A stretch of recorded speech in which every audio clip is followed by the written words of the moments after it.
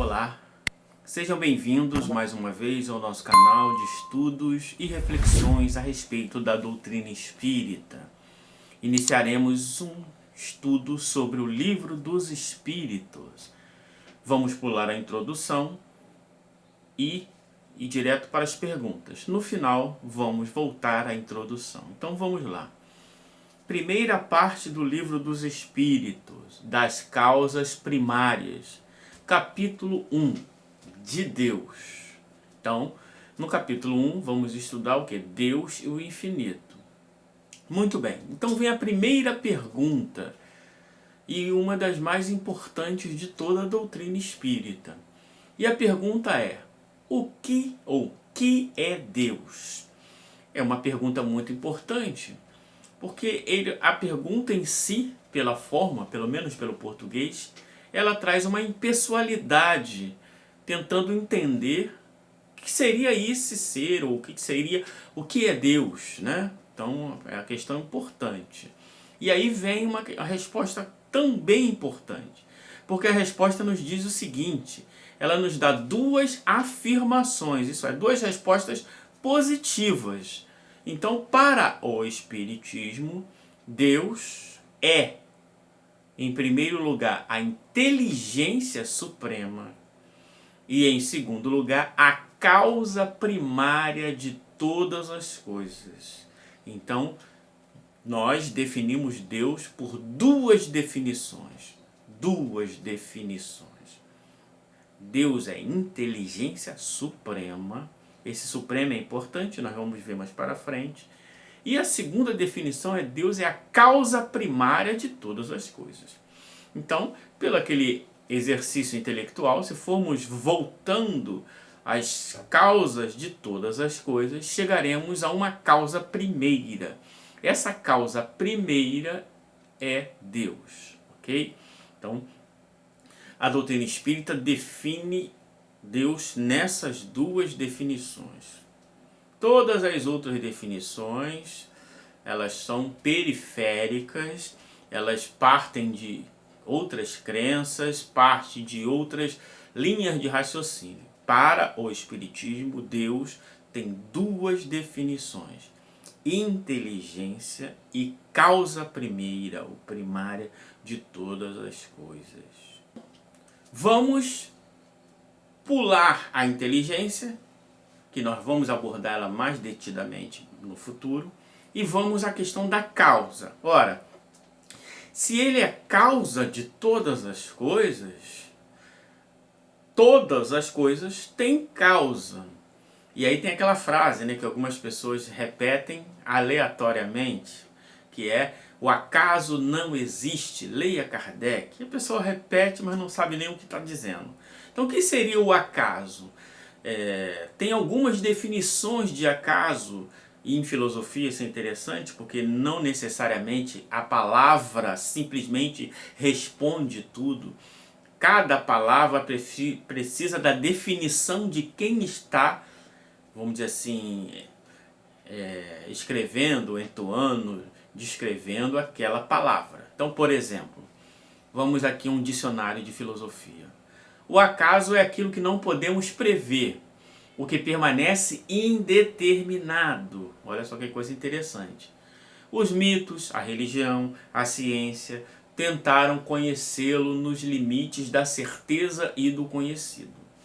Nenhum certo sentido é aquilo que não conhecemos ainda. É o nome que damos à nossa ignorância, a características dos momentos fortuitos e de que dependem de causas muito complexas que ignoramos ainda. Isso é muito interessante, né?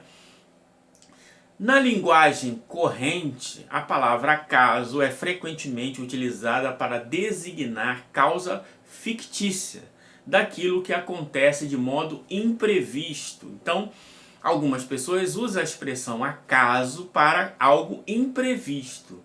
Melhor ainda, é o nome que damos à ausência de causa, aquilo que parece não resultar de nenhuma necessidade inerente à natureza das coisas, nem tampouco de um plano concebido pela inteligência. tudo que nos parece indeterminado ou imprevisível aparece-nos com o efeito do acaso. Então, essa é uma questão interessante.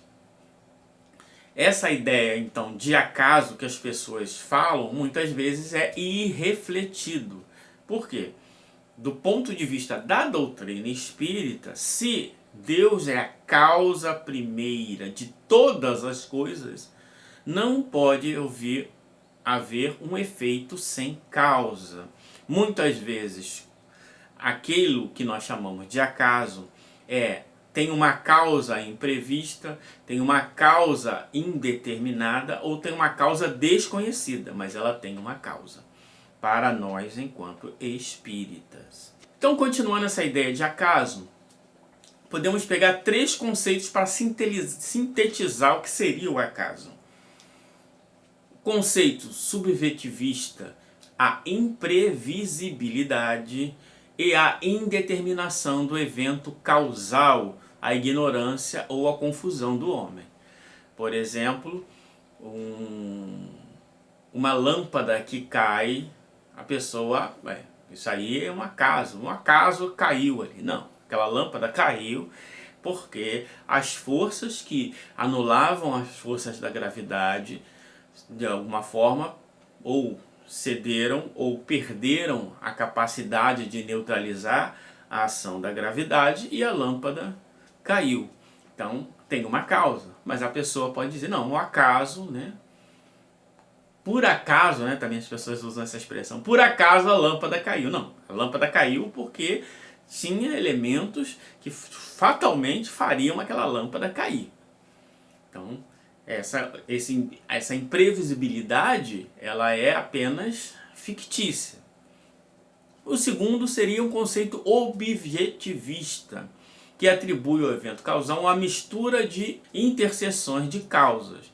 Por exemplo,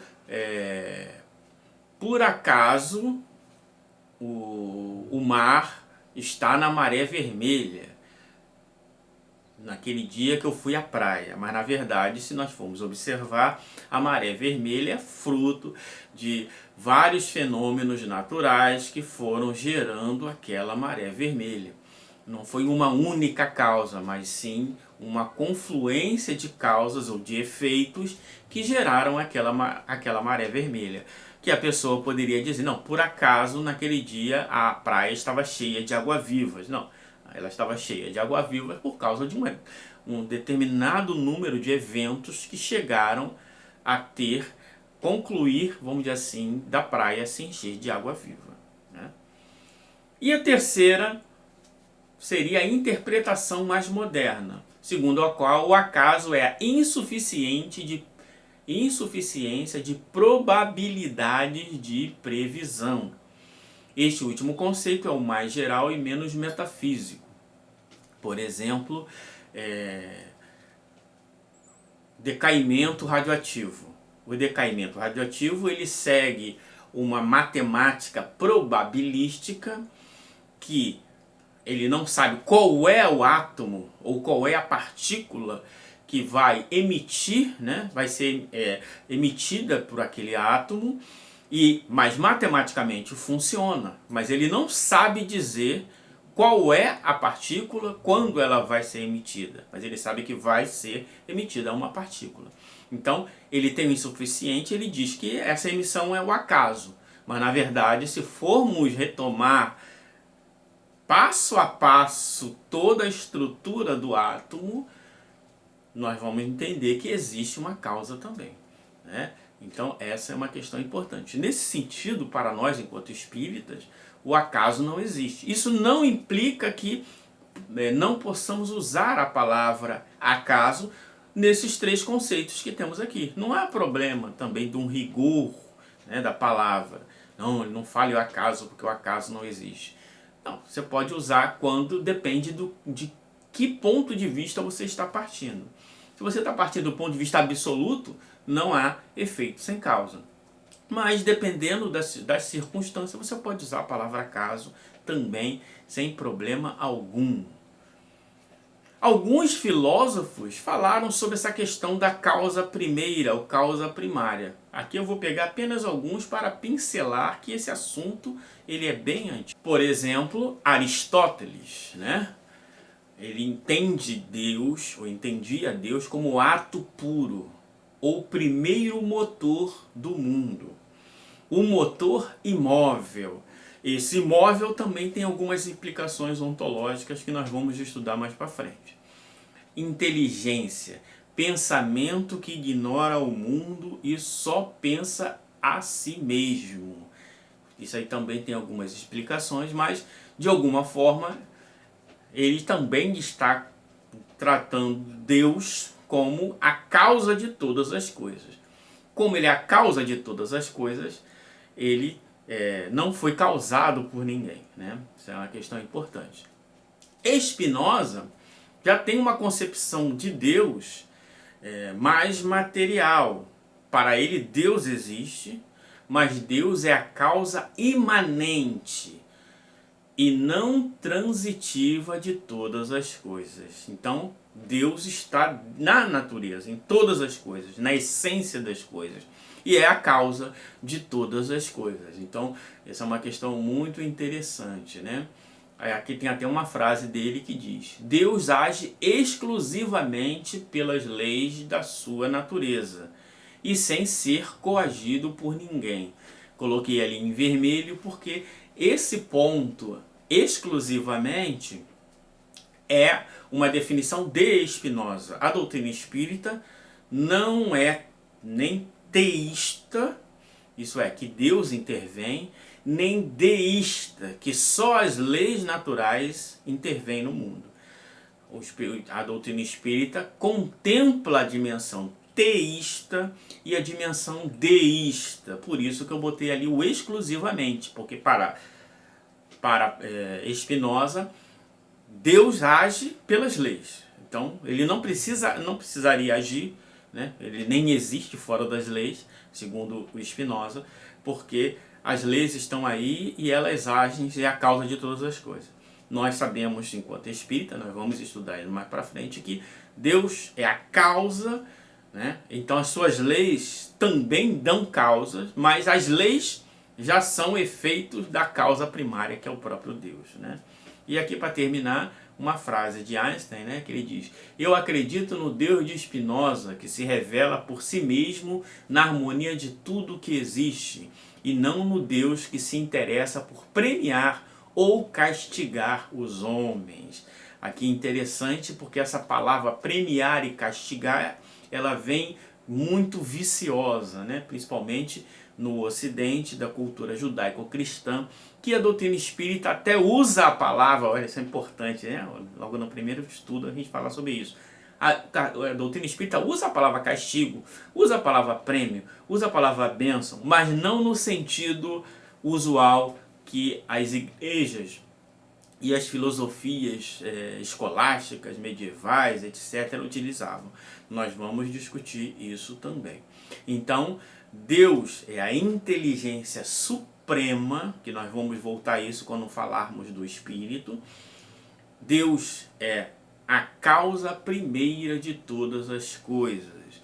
Então, essa é a definição espírita de Deus. Pergunta número 1. Muito obrigado.